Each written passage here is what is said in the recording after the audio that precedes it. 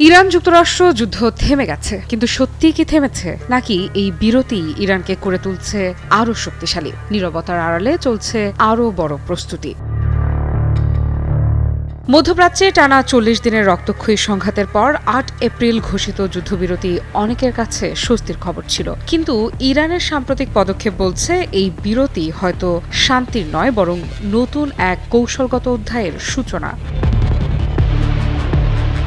ইরানের Islamic revolutionary guard crops বা IRGC জানিয়েছে, তারা দেশটির দক্ষিণাঞ্চলীয় হরমুজগান প্রদেশে ডজনেরও বেশি ভারী মার্কিন ক্ষেপণাস্ত্র নিষ্ক্রিয় করেছে। শুধু নিষ্ক্রিয় করেই থেমে থাকেনি, এসব অস্ত্র পাঠানো হয়েছে গবেষণা ইউনিটে। উদ্দেশ্য বিশ্লেষণ এবং সেখান থেকে নতুন প্রযুক্তি তৈরি।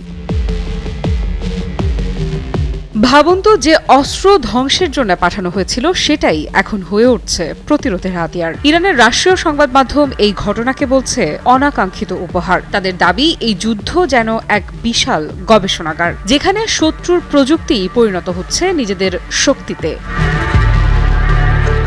এই কৌশল নতুন নয়। ২০১১ সালে মার্কিন স্টেলথ ড্রোন জব্দ করার পর সেটির প্রযুক্তি বিশ্লেষণ করে নিজস্ব ড্রোন তৈরি করেছিল ইরান। একইভাবে অতীতে পশ্চিমা ক্ষেপণাস্ত্রের অনুকরণে তৈরি হয়েছে দেশীয় সংস্করণ। কিন্তু এবার পরিস্থিতি ভিন্ন, কারণ এবার এর পরিধি অনেক বড় আর রাজনৈতিক বার্তাও অনেক স্পষ্ট।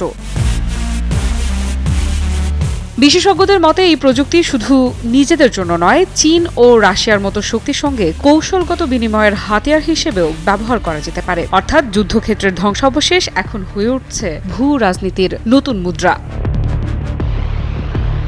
এদিকে মার্কিন গণমাধ্যমের দাবি, ইরান এই সময়টাকে কাজে লাগিয়ে মাটির নিচের গোপন ঘাঁটি থেকে অবিস্ফোরিত অস্ত্র উদ্ধার করছে। একই সঙ্গে ক্ষতিগ্রস্ত ক্ষেপণাস্ত্র ও ড্রোন সক্ষমতা দ্রুত পুনর্গঠন করছে। অন্যদিকে ইরানের সামরিক কর্মকর্তারা স্পষ্ট করে দিচ্ছেন, এটা শান্তির সময় নয়। তাদের ভাষায় এটি এখনও যুদ্ধাবস্থা। নতুন হামলা হলে জবাবও আসবে নতুন সরঞ্জাম আর নতুন ফ্রন্ট থেকে।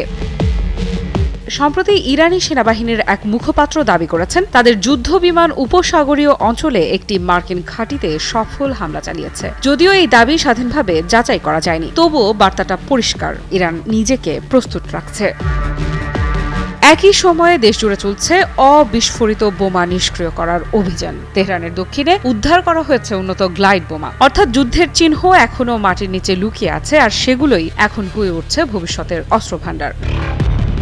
বিশ্লেষকদের মতে দীর্ঘদিনের নিষেধাজ্ঞা ইরানকে বাধ্য করেছে এক ভিন্ন পথে হাঁটতে, যেখানে প্রতিটি বিদেশি অস্ত্রই এক একটি শেখার সুযোগ। শুধু ব্যবহার নয়, বিশ্লেষণ, তারপর নিজস্ব উৎপাদন। তাহলে এই পুরো চিত্রটা আমাদের কি বলছে? যুদ্ধবিরতি মানেই যে যুদ্ধ শেষ তা নয়। কখনো কখনো এটি কেবল বিরতি, যেখানে সামনে আরও বড় সংঘাতের প্রস্তুতি নেওয়া হয়। সেই প্রস্তুতিতে ইরান শতভাগ নিজেদের এগিয়ে রাখছে, সেটা আর বলার অপেক্ষা রাখে না। যুক্তরাষ্ট্র কি এই নতুন যুগের বুদ্ধিমান শক্তির মোকাবেলা করতে পারবে? আফ্রিদা ইফরাত, নিউজ 24।